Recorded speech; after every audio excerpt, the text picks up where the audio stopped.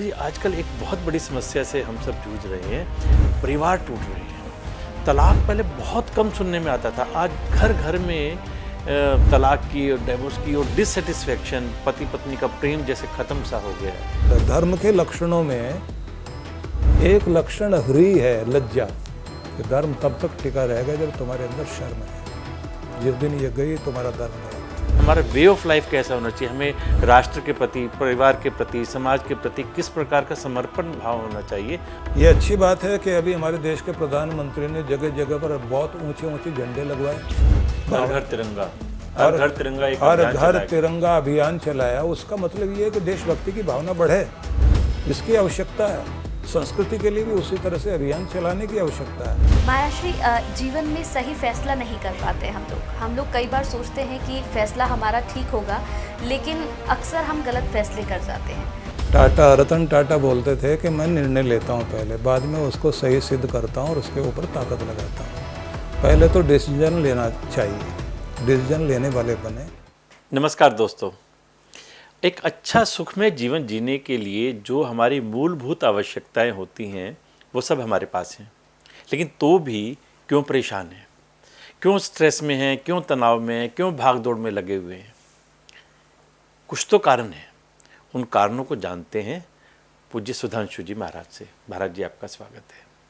महाराज जी, वैसे तो आपको किसी परिचय की आवश्यकता नहीं है, पूरी दुनिया के करोड़ों भक्त, लाखों आपके दर्शक आपके साथ जुड़े हुए हैं, लेकिन तो भी क्योंकि कुछ नए दर्शक भी हमारे साथ जुड़े हैं, तो उनकी जानकारी के लिए हम चाहेंगे कि अपने कार्यक्रम की शुरुआत करें कि आप आध्यात्म की दुनिया में कैसे आए। मेरे माता पिता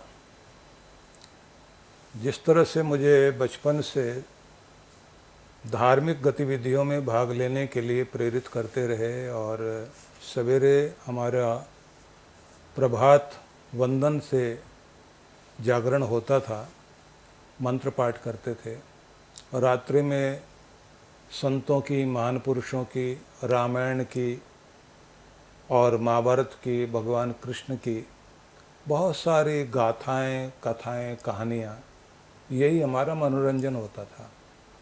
हमारी माताजी हमको शिव जी को जल चढ़ाने के लिए भेजा करती थी।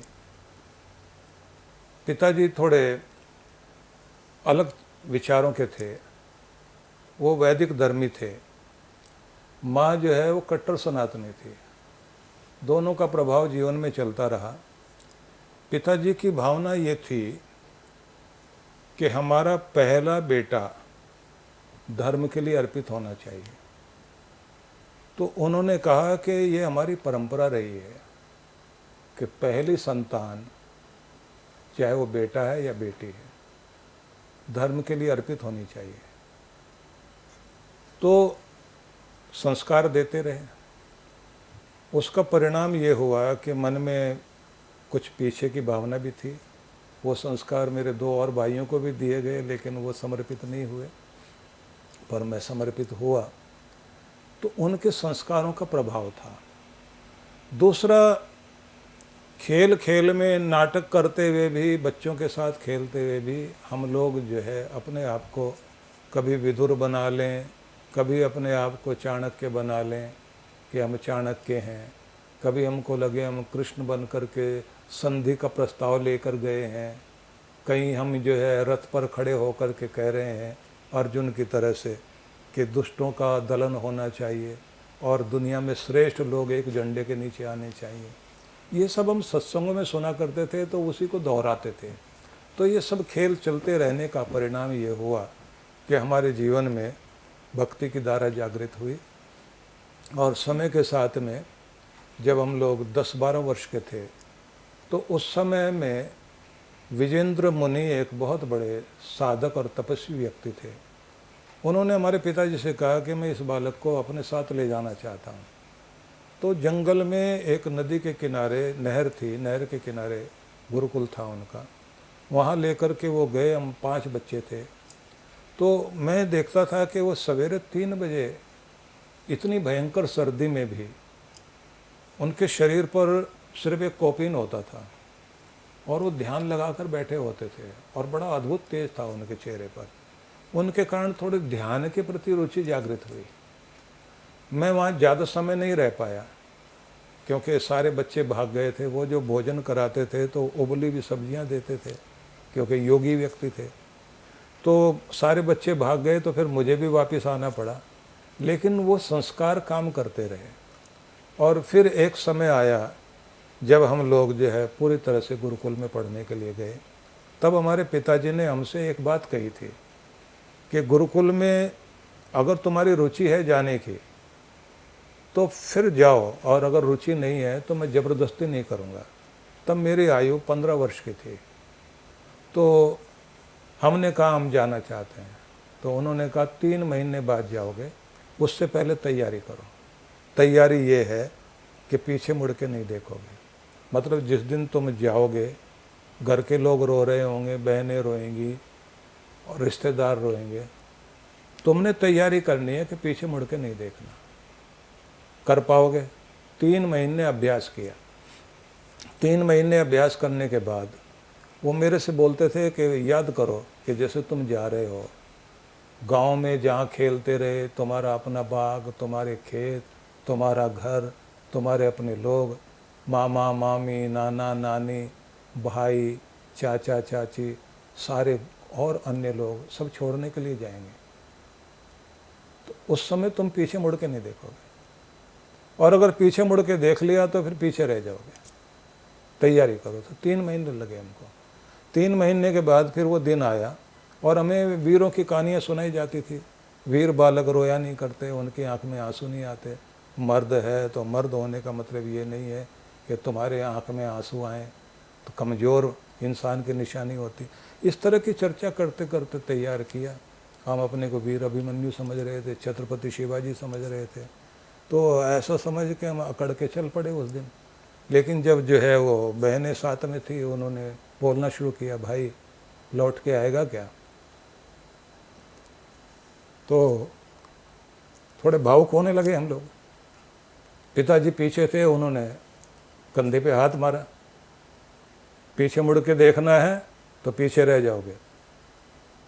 चलते रहे, सब बोलते रहे, और नदी आती है गांव के आगे, जहाँ के बाद पार करके सड़क आती है। उस किनारे तक चलते चलते वहाँ से बस में बैठना था और वो मुड़ना था, यू टर्न लेना था। और पिताजी ऐसे लेके गए जैसे रोबोट को लेके जा रहे हैं, वो पीछे पीछे वहीं से इस तरह से होके हम बस में जाके बैठे। और उसके बाद एक बार इच्छा हुई कि नदी में नहाते थे, देखें पीछे मुड़ के नहीं देखा। और जाते जाते उन्होंने कहा, घर की सहायता मत लेना, और घर की सहायता लेकर बढ़ोगे कुछ नहीं बन पाओगे। तो ये एक शुरुआत है।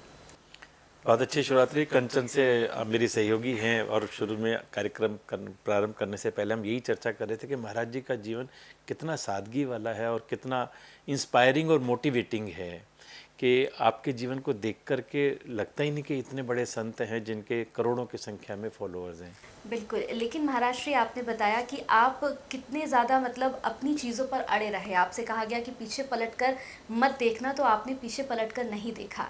लेकिन अब इस समय हम देख रहे हैं कि लोग अपने धर्म से, पूजा पाठ से, इन सब चीज़ों से दूर हो रहे हैं, अपनी संस्कृति से दूर हो रहे हैं। बहुत से ऐसे लोग हैं जिनका पूजा पाठ में मन नहीं लगता। सनातनी तो हैं, हिंदू हैं, पूजा पाठ उन्हें करनी चाहिए, लेकिन ना तो धर्म में उनका मन लगता, ना पूजा पाठ में उनका मन लगता, दूर होते चले जा रहे हैं। इसके पीछे का कारण क्या है महाराज? और खासतौर से महाराज जी युवा पीढ़ी हमारी जो है उसको तो त्योहार भी नहीं मनाने आते। मुझे लगता है कि जो न्यूक्लियर फैमिली में रह रहे हैं वो बहुत सारे त्योहार भी नहीं मनाते क्योंकि उनको पता ही नहीं है। इसमें जो सबसे बड़ी समस्या है वो ये है कि हम अपनी परंपराओं में उन चीज़ों को सिखा नहीं पाए। मतलब जैसे मैं आपको कहना चाहता हूँ कि कोई अंतर्राष्ट्रीय स्तर के कुछ त्यौहार लोग मनाते हैं, उसमें लोग जो है फैंसी ड्रेस बनाते हैं। उस फैंसी ड्रेस में न जाने कौन क्या क्या बनता है। कोई अगर वीर अर्जुन बना कर के फैंसी ड्रेस में लेकर आए और कोई कृष्ण बनाकर लेकर आए, राम बना करके लेकर आए। जैसे बाली द्वीप में हम लोग देखते हैं कि वहाँ सड़कों के ऊपर इतने बड़े बड़े स्टैचू लगे हुए हैं, रथ बने हुए हैं, और कहीं लिखा ये वीर अर्जुना और देव भीमा, देव अर्जुना, देव भीमा, ये नाम दे रखे हैं उन लोगों ने। वहाँ एयरपोर्ट का नाम, वहाँ पे सड़कों के नाम रामायण और महाभारत के कैरेक्टर्स के नाम पर है। पूरा, और हर दिन वहाँ पर रामायण का कोई न कोई मंचन होता रहता है वहाँ। तो हमारे यहाँ यदि छोटे बच्चों से फैंसी ड्रेस में ही कोई छत्रपति शिवाजी बने, कोई राणा प्रताप बने, कोई सुदामा का रूप लेकर के खड़ा हो, कोई कृष्ण का रूप लेकर के खड़ा हो, कोई भक्त विदुर का रूप लेकर के खड़ा हो, बालक ध्रुव का रूप लेकर के खड़ा हो, ये हमारी संस्कृति रही है। महाराज जी, आपके प्रवचनों को सुनने का इसीलिए ज़्यादा आनंद आता है कि आपने इन सबको पढ़ करके और उसका निचोड़ जो है वो आप अपने प्रवचनों के माध्यम से भक्तों को देते हैं। इसलिए आपके प्रवचन में हमें जीवन जीने की राह भी दिखती है और हमारा वे ऑफ लाइफ कैसा होना चाहिए, हमें राष्ट्र के प्रति, परिवार के प्रति, समाज के प्रति किस प्रकार का समर्पण भाव होना चाहिए, वो हमें आपके प्रवचनों में देखने को, सुनने को मिलता है। महाराज जी, आजकल एक बहुत बड़ी समस्या से हम सब जूझ रहे हैं, परिवार टूट रहे हैं। तलाक पहले बहुत कम सुनने में आता था, आज घर घर में तलाक की और डाइवोर्स की और डिससेटिस्फैक्शन, पति पत्नी का प्रेम जैसे ख़त्म सा हो गया है। क्या कारण है और कैसे इस सब से हम बच सकते हैं? छोटा प्रश्न नहीं है, ये बहुत बड़ा प्रश्न है। कई दिनों तक लगातार इस पर चर्चा की जा सकती है। सार बस इतना ही है, घर के अंदर जो बड़े थे, बड़ों के प्रति जो लाज थी, शर्म थी, मर्यादा थी, वो खत्म हो गई। भगवान राम ने जो हमें संदेश दिए हैं, रामायण जो है वो आचार ग्रंथ है। वो ऐसा ग्रंथ नहीं है कि जिसमें भगवान ने बैठ कर के जो है आपको निर्देश दिए, वो जी के दिखाया। उसमें सबसे महत्वपूर्ण बात है, भगवान श्री राम मर्यादा पुरुषोत्तम है, उन्होंने मर्यादा सिखाई। मर्यादा, एक कुल की मर्यादा, एक पुत्र की मर्यादा, एक पत्नी की मर्यादा, समाज की मर्यादा, तुम्हारे लेन देन की मर्यादा, तुम्हारे मित्रों की मर्यादा। एक मर्यादा वो कि जिस बाउंड्री को आप क्रॉस नहीं करोगे। लेन देन में यहाँ तक चलोगे, इससे आगे नहीं जाओगे। बोलने चालने में यहाँ तक मर्यादा, इसके बाद में नहीं जाओगे। मर्यादा कहते हैं किसी नदी का जो किनारा है वो मर्यादा है, किसी देश की जो सीमा रेखा है वो मर्यादा है, किसी घर की जो दहलीज है वो एक मर्यादा है, जिसमें कोई महिला क्रॉस करके वहाँ से आगे किस तरह से जाएगी, कैसे से सिर पे पल्ला रख लेना है, कैसे वो बात करनी है, वो मर्यादा को लांघना नहीं है। आपकी कुल देवी है, कुल देवी का मतलब ये है कि कुल की परंपराओं के लिए जिस देवी ने आपको आशीष दिया वो बनाए रखो अपने घर। तो उन चीज़ों को हमारे यहाँ जो है बनाने वाले लोग थे। परिणाम ये हुआ कि पति पत्नी का झगड़ा कोई झगड़ा नहीं होता, उसमें तीसरा नहीं आना चाहिए। अगर तीसरा आ गया, पति पत्नी तो रात में लड़ेंगे तो ऐसा लगेगा कि हिंदुस्तान पाकिस्तान का वार शुरू हो गया। आज तो झगड़ा भी तीसरे के आने के कारण से हो रहा है।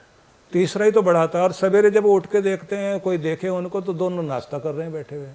और उससे भी ज़्यादा बड़ी मुसीबत होती है, एक हमारे यहाँ शब्द चलता है संस्कृत में, दुहिता, जिसके कारण इंग्लिश में डॉटर बन गया।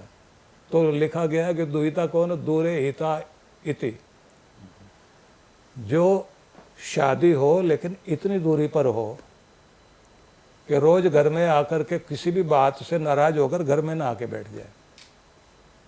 तो अब तो फोन है, कोई झगड़ा हुआ और उसने जो है रो रो करके अपने घर में फोन कर दिया।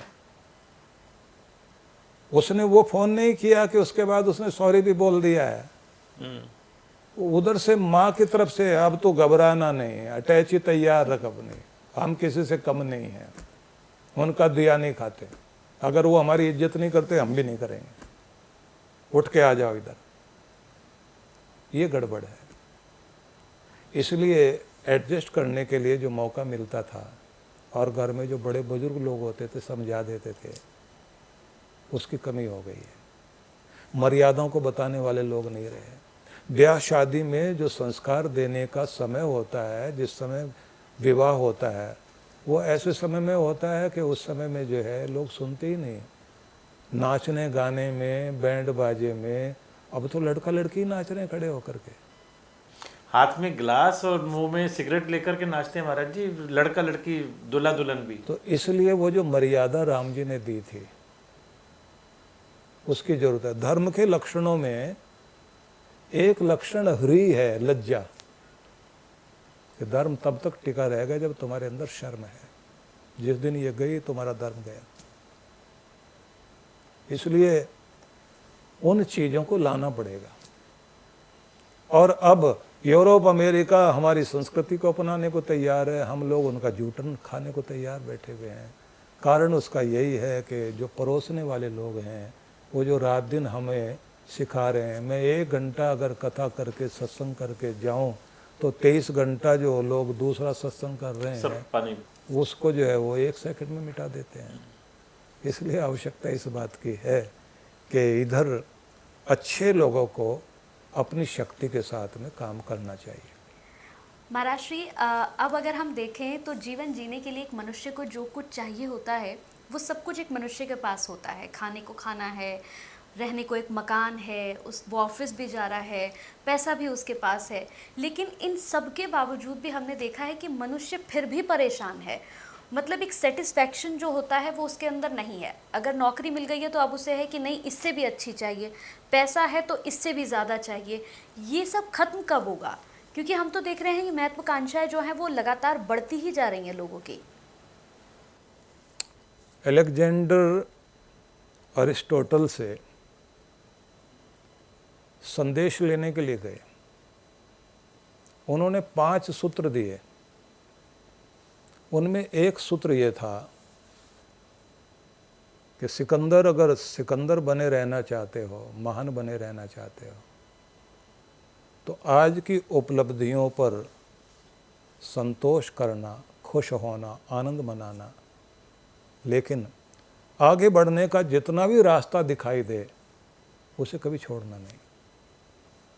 मैं ये कहना चाहूँगा, आगे बढ़ने का रास्ता जितना दिखाई दे बढ़ो, लेकिन जो आज तुम्हारे पास प्राप्त है उसका आनंद तो मनाओ, उसमें संतुष्ट तो हो। हम इतने ज़्यादा व्याकुल हो गए कि एक दूसरे से आगे बढ़ने की होड़ में जीना भूल गए, शांति भूल गए, प्रेम भूल गए, मुस्कुराना भूल गए। घर का प्रेम खत्म हो गया, रिश्तों की खुशबू चली गई। घर जो हमारा प्रेम मंदिर था वो प्रेम मंदिर नहीं, वो कलह मंदिर हो गया। राजा दशरथ ने अपने महल में एक कोप भवन बनाया था कि किसी को भी गुस्सा करना वहाँ जाके करो, किसी को किसी से शिकायत है वहाँ चले जाओ, पूरे घर का वातावरण ना बिगाड़ देना। अब लोग कोप भवन नहीं बनाते, पूरा घर ही कोप भवन है, क्योंकि जीना नहीं आ रहा है। इसलिए अगर हम चाहते हैं कि हमारा जीवन खुशहाली से भरपूर हो, धन आपको आवश्यक है, आपके लिए 3 चीज़ें हैं उसके लिए: नेसेसरी, कंफर्ट, लग्जरी। जो नेसेसरी है वो आपको मिलना चाहिए, इसके बाद थोड़ी कोशिश कर लीजिए कंफर्ट की। लेकिन लग्जरी के चक्कर में, और मेरी कमीज तो उससे ज़्यादा सफ़ेद होनी चाहिए, मेरी गाड़ी तो उससे ज़्यादा बढ़िया होनी चाहिए, इस चक्कर में हम लोग जो है गाड़ी में बैठना तो भूल गए हैं और घर का आनंद मनाना भूल गए। चीज़ें बहुत सारी हैं, उतनी फुर्सत भी नहीं है कि उनका उपयोग कर सकें। जीना जैसे चाहिए था, जीवन जीना ही भूल गए हैं। इसलिए फिर से लौटना पड़ेगा। बहुत पहले अमेरिका के एक बहुत बड़े चिंतक हुए, थोरो, उन्होंने इस बात को लेकर के कहा था कि विज्ञान तरक्की करते करते जब चरम पर पहुंचेगा और किसी एक लकड़ी के आखिरी छोर पर जाएगा और वो कहेगा कि अब ये चरम है विज्ञान का, तो वहाँ भारत के बूढ़े ऋषि को पहले ही आखिर में बैठा हुआ पाएगा कि आखिर में कहाँ से शुरुआत होती है, वहाँ भारत का ऋषि बैठा हुआ है। और वो भारत का ऋषि जो सिखाएगा वो ये है कि ठीक है मंगल तक पहुँचें, पर ज़िंदगी में भी मंगल होना चाहिए, धरती पर भी मंगल होना चाहिए, परिवार में भी शुभ मंगल होना चाहिए, और विचारों में भी शुभ मंगल भावना होनी चाहिए। तेरा मंगल हो, मेरा मंगल हो, धरती पर सबका मंगल हो, इसकी आवश्यकता है। महाराज जी, जैसा आप मार्गदर्शन कर रहे हैं, हर व्यक्ति को जीवन में एक गुरु की आवश्यकता होती है, जिससे वो उसका आशीर्वाद भी ले सके और अपना मार्ग प्रशस्त कर सके। लेकिन आजकल जो हम जिस तरह का वातावरण देख रहे हैं, अपने आप को धर्म गुरु बना करके बहुत से लोग प्रोजेक्ट करते हैं और थोड़े दिनों बाद उनका असली स्वरूप सामने आता है। जब वो आता है सामने तो फिर व्यक्ति की श्रद्धा को ठेस पहुंचती है और उसका विश्वास कहीं ना कहीं ढह जाता है। तो ऐसे में सच्चे गुरु को कोई कैसे पहचानेगा? देखिए, एक समस्या तो ये भी है कि बहुत सारे बहुत अच्छे लोग हैं, उनके प्रति जितनी लोगों की श्रद्धा है, विश्वास है, उसको तोड़ने के लिए कुछ षड्यंत्र अंदर से होते हैं, कुछ बाहर से होते हैं। उन षड्यंत्रों को हमारे लोग नहीं पहचान पाते हैं। मैं ऐसे अनेक अनेक महान पुरुषों को देखता रहा हूँ भारत में, जिन्होंने बड़ा काम किया और उनके साथ षड्यंत्र हुए। इस समय क्योंकि नाम लेना उचित नहीं होगा, कम से कम 10 ऐसे मैंने बड़े लोग देखे, बड़ा काम किया उन्होंने, बहुत अच्छे लोग थे। और जब उनके ऊपर प्रहार किए गए, गलत ढंग से उनको सामने गलत तरीके से उनकी इमेज खराब की गई, और बाद में जब पता लगा कि नहीं ऐसा नहीं था, जयेंद्र सरस्वती के जो हमारे शंकराचार्य थे, कोई गलती नहीं, कोई दोष नहीं, आखिर में जो है निर्दोष पाए गए। 2 लाइन में अखबार में आया, किसी टीवी में 2 लाइन आ गया, किसी को पता भी नहीं। लेकिन दूसरी तरफ कुछ लोग हैं जो हमारी श्रद्धा को, हिंदू समाज की श्रद्धा का दुरुपयोग कर रहे हैं। जहाँ ये दुरुपयोग हो रहा है वो गलत है, वहाँ सुधार की गुंजाइश है। लेकिन मैं ऐसा मानता हूँ कि बहुत कम प्रतिशत ऐसा है, अच्छे लोग बहुत हैं और इतना काम कर रहे हैं लोग, इतनी सेवाएं। और आपके तो मंदिरों में आप देखेंगे, हर मंदिर के अंदर छोटी छोटी डिस्पेंसरियां चल रही है, पानी का प्याऊ चल रहा है, गरीबों को वस्त्र दिए जा रहे हैं, अन्नदान दिया जा रहा है, आश्रमों में चल रहा है। इस तरह से बड़ी बड़ी सेवाएं हो रही हैं। बल्कि होना ये चाहिए कि सारा संत समाज इकट्ठा हो, अपनी शक्ति को एक जगह इकट्ठा करके और सारी बूंदें एक साथ बरसें, जिससे धरती के अंदर जो है नदी बहने लग जाए। बड़ा काम हो सकता है। महाराज श्री, जैसे हम देख रहे हैं कि पहले क्या होता था, जब हम पूरा परिवार एक साथ होता था, कोई त्यौहार होता था तो परिवार के सब लोग एक साथ बैठते थे। कोई दूर दराज भी रहता था तो वो घर पर आके सबके साथ बैठकर त्यौहार मनाता था। लेकिन अब हम महाराज श्री देख रहे हैं कि अगर कोई विदेश पढ़ने जा रहा है तो वो वहीं जाकर सेटल्ड हो जा रहा है। उसे ये चिंता ही नहीं है कि यहाँ पर उसके माता पिता उसका इंतज़ार कर रहे हैं, या फिर उन्होंने इतनी मेहनत करके उसे वहाँ पर पढ़ने के लिए भेजा है, सेटल होने के लिए नहीं भेजा। आजकल बहुत दूरियां बढ़ गई हैं रिश्तों में, परिवारों में बहुत दूरियां हो गई हैं। इसे कैसे ख़त्म किया जा सकता है? भारत से बाहर बैठे हुए बहुत सारे तो लोग वो भी हैं जो यहाँ से ज़्यादा धार्मिक वहाँ हैं, लेकिन बहुत सारे इतने मॉडर्न हो गए, उन्होंने अपना नाम भी जो है, हरि राम नाम था, हैरी हो गया। उनका जीवन राम नाम था, वो जैकी है। राम नाम था उनका जो रेकी है, रिक्की है। बहुत अजीब तरह के नाम वहाँ रख लिए। और दुखद बात क्या हुई है कि जो हमने आज से 5 साल पहले उत्तर प्रदेश के एक महानगर की घटना वो अखबारों में पड़ी थी, और अभी भी कई सारी घटनाएं हुई हैं जो बड़ी हृदय विदारक हैं। उनमें एक घटना थी, एक कर्नल साहब ने अपने दोनों बेटों को बहुत अच्छा पढ़ाया लिखाया, वो अमेरिका में जाके बस गए, और उसके बाद में वहाँ रहते रहते पहले तो हर साल मिलने आते थे, फिर 3 साल बाद आने लग गए, फिर 5 साल बाद, फिर स्थिति ये हो गई कि उन्होंने कभी कभी आए। तो एक दिन पिता ने जो है फ़ोन किया और ये कहा कि बेटा तुम्हारी माँ ज़्यादा बीमार रह रही है, तुम छुट्टी लेके आ जाओ, कुछ समय पता नहीं रहेगी नहीं रहेगी, कुछ दिन बिताओ उसके साथ में यहाँ रहकर, क्योंकि उसके प्राण तुम में अटके रहते हैं, तुम्हारा फ़ोटो लेके बैठी रहती है। नहीं इतना टाइम नहीं हमारे पास में, हम वीडियो कॉल कर लेंगे, वो फ़ोटो लेने की क्या ज़रूरत है, फ़ोटो तो निर्जीव है, वीडियो कॉल में हमें देखे ऐसे करे वैसे करे, पोते वो तो कब फ़ोटो देखे, तुम यहाँ आ जाओ यहाँ रह लो, ऐसे बातें करते रहे। और एक दिन वो माँ चली गई। उसके बाद में पिता ने फ़ोन किया कि उसकी मिट्टी को इज्जत देने के लिए आ जाओ। आ गया बेटा। आया तो पिता ने कहा बड़े वाला नहीं आया, बड़े बेटे ने जो है संस्कार करना है। उसके मुंह से अचानक निकल गया कि उसने ये कहा कि माँ के बारे में तुम चले जाओ, पिताजी के बारे में मैं आ जाऊंगा। सुनते ही कर्नल साहब बहुत भावुक हो गए, अंदर गए कमरे में और धमाके की आवाज़ आई। एक कागज़ लिखा हुआ था, आत्महत्या करने से पहले, अपने को गोली मारने से पहले वो कागज़ लिखा था उन्होंने, जिसमें लिखा था कि बेटा बड़े बेटे को आने की ज़रूरत नहीं, तू आया ना, दोनों का संस्कार करता जा, तुम्हारी तरक्की में हम बाधक नहीं बनना चाहते, तुम अपनी दुनिया में खुश रहो। तो ये जो स्थितियां हैं, हम क्या दे रहे हैं बच्चों को?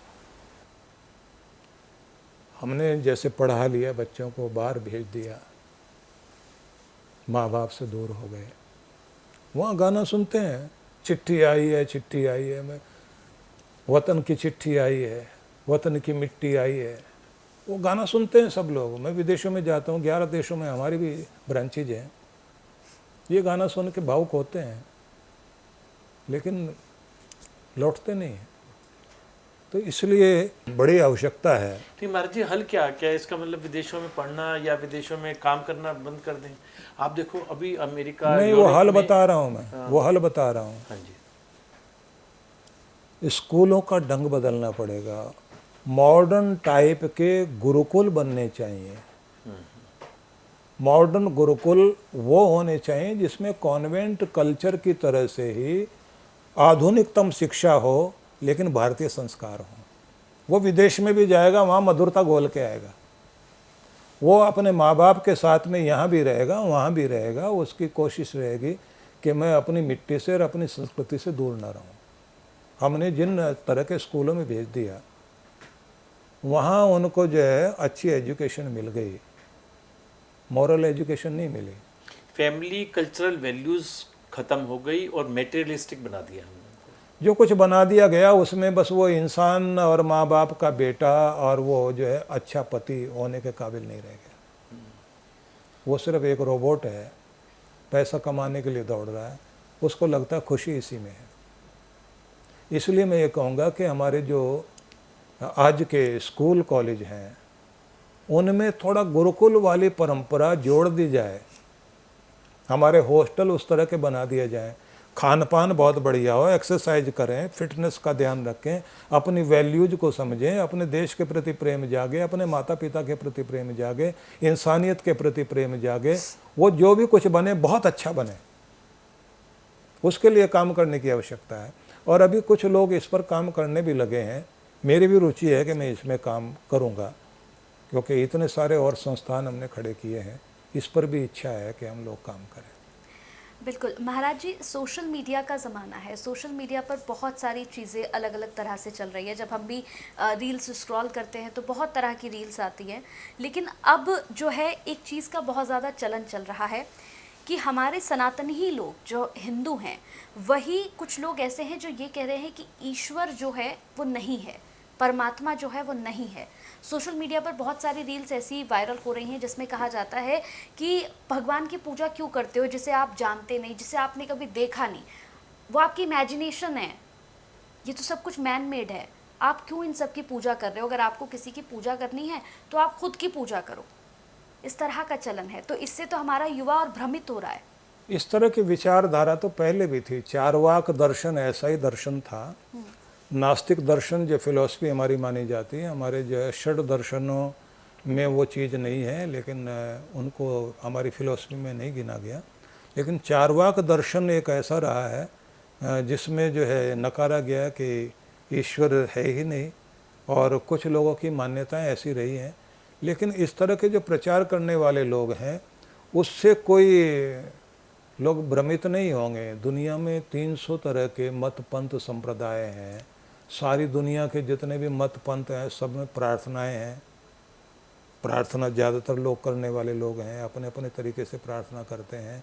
सभी तरह के मत पंथों में कोशिश की गई है कि इंसानियत को जागृत किया जाए, लोगों के अंदर धार्मिक संस्कार दिए जाएं।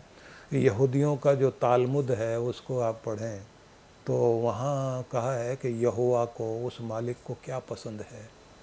तो बहुत अच्छी शिक्षा है जिसमें वो कहते हैं कि घमंड से चढ़ी हुई आँखें उसको नहीं पसंद है, हक छीनते हुए हाथ उसको नहीं पसंद है, गलत रास्ते पर चलते हुए पाँव नहीं पसंद है, और गलत गवाही देती हुई जीभ तो बिल्कुल पसंद नहीं है। उसको पसंद है सही मार्ग पर चलते हुए कदम, दूसरों का हाथ बटाता हुआ कोई हाथ, और दिल में प्रेम रख करके दूसरों के प्रति दया करने वाला इंसान, और नम्रता से भरी हुई आँखें, और प्रसन्नता पाए और प्रसन्नता बांटे। उन लोगों की ज़रूरत है, क्योंकि वो मालिक को वो पसंद है। बड़ी सारी चीज़ें हैं, और आपके ग्रंथों में तो इतना अद्भुत संदेश है। यहाँ तो कहा गया है कि धर्म क्या है, आत्मन प्रतिकूलानि परेशान समाचरेत। जैसा व्यवहार अपने लिए चाहते हो वैसा व्यवहार दूसरों के लिए करो। पुराणों में इससे भी बढ़ के आगे कहा गया, अपने बच्चे के लिए जैसा अच्छा सोचते हो, अपने लिए जैसे अच्छा सोचते हो वैसा दूसरों के साथ व्यवहार शुरू कर दो। इसी का नाम धर्म है। सनातन संस्कृति तो बहुत समृद्ध संस्कृति है। तो यदि लोगों को सही चीज़ें प्रस्तुत की जाएं और बताई जाएं तो झंझट खत्म हो सकते हैं। गलत चीज़ें सामने ज़्यादा आ गई हैं, इस कारण संसार में समस्या अधिक है। महाराज जी, जब हम डिस्ट्रेस की, तनाव की, टेंशन की बात करते हैं तो आप अक्सर अपने प्रवचनों में कहते हैं कि मेडिटेशन करो, साधना करो, ध्यान लगाओ। लेकिन ध्यान लगे कैसे? जैसे ही ध्यान लगाने लगते हैं तो ध्यान में आता है कि हमने उससे इतना पैसा लेना है, उससे ये काम करना है, उसका ये काम पेंडिंग है, ये करना, इस तरह की बातें। तो ध्यान तो लगता ही नहीं है महाराज जी। नहीं, ध्यान तो लगता ही है। मन की तो आदत ही है ध्यान लगाने की। अब ये है आप मूल्य किसको देते हैं। अगर आप पैसे को मूल्य देते हैं तो सारा ध्यान वहाँ जाएगा। वासना पर अगर आपका ध्यान अधिक है, उसको मूल्य देते हैं तो वहाँ ध्यान जाएगा। अगर ईश्वर को आप महत्वपूर्ण मानते हैं तो फिर ध्यान उस पर जाएगा। इसलिए ईश्वर के प्रति ध्यान जगाने के लिए उसका मूल्य समझाना पड़ेगा। इसलिए सवेरे जागने के बाद पहला विचार ईश्वर का, पहला दृश्य ईश्वर का, पहला दर्शन करने के साथ पहला कदम भी ईश्वर के लिए बढ़ाएं, और पहला कर्म मतलब हाथ जोड़ना भी ईश्वर के प्रति हो। और आखिरी सीन रात्रि को सोने से पहले आँखों में भगवान का दृश्य रहे, उसकी कृपाओं के प्रति धन्यवादी बने। तो उसके बाद में आप ये महसूस करेंगे कि आप सोते जागते उसके साथ हैं। जब रोटी आपके हाथ में आए तो तुमने कमाया कैसे, इस पर ध्यान जाए। देने वाला मालिक, उसने इसको दिया है, उसके प्रति धन्यवाद की भावना जागे।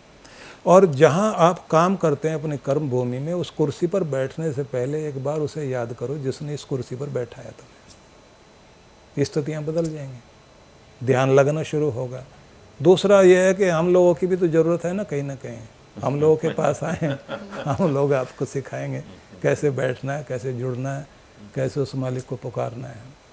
महाराज जी, बहुत सारे प्रश्न हैं, बहुत सारी जिज्ञासाएं हैं, लेकिन समय की अपनी मर्यादा है। हम इस चर्चा को आगे फिर जारी रखेंगे, आपसे फिर दोबारा समय मांगेंगे और फिर इसी तरह के प्रश्नों पर हम चर्चा करेंगे। आपने समय निकाला, बहुत बहुत धन्यवाद महाराज जी। बहुत सारी मंगल कामनाएं। और आप लोग एक पूरे समाज के दूध में बताशा डालकर उसको मीठा करने की चेष्टा कर रहे हैं, ये बहुत अच्छा गुण है। मैं इस बात के लिए आपकी प्रशस्ति करना चाहूँगा। श्लाघनीय कार्य है आपका। बहुत अच्छे से आप लोग बढ़ें, उन्नति करें। मेरी मंगल कामनाएं। बहुत बहुत